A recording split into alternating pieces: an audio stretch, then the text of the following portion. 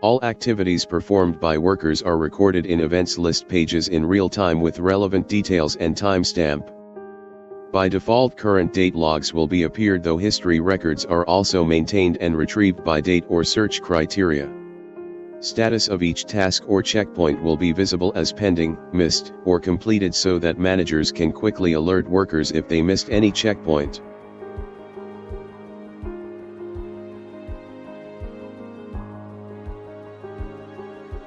To facilitate managers, there is a message notification service that instantly sends a note to worker.